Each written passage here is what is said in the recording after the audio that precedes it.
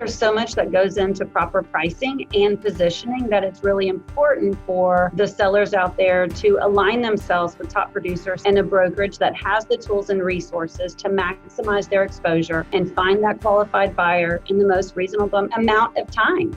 Hi, my name is Robin Connor, and I'm the president of Martha Turner Sotheby's International Realty.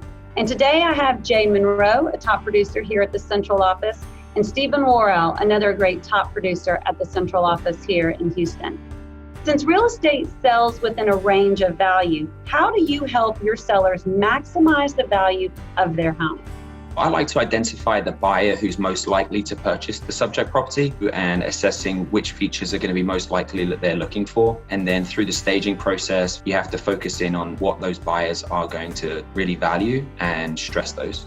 In a hot market, pricing is even more important than ever. Buyers aren't going to overpay just because it's a strong market. They're still going to pay market value on properties they perceive as being a good deal. So that's why in a strong market, pricing is even more important to a seller.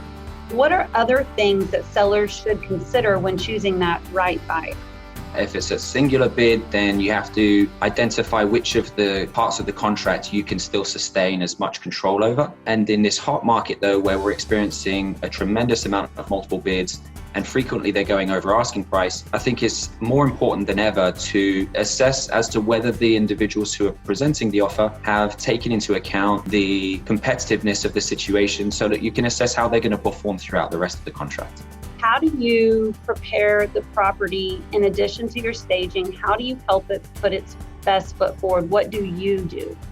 It's so important to declutter, like less is more. And it's really hard to tell some people, oh, your vase collection of these 50 vases is beautiful, but it's not going to work for the sale of this house. So less is more.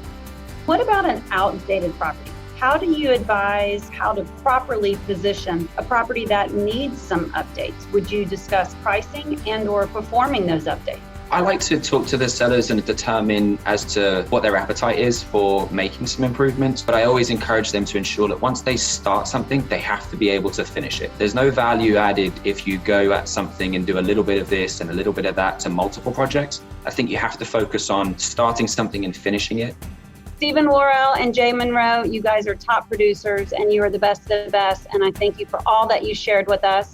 And we hope this was helpful information for all of our future sellers. Thank you.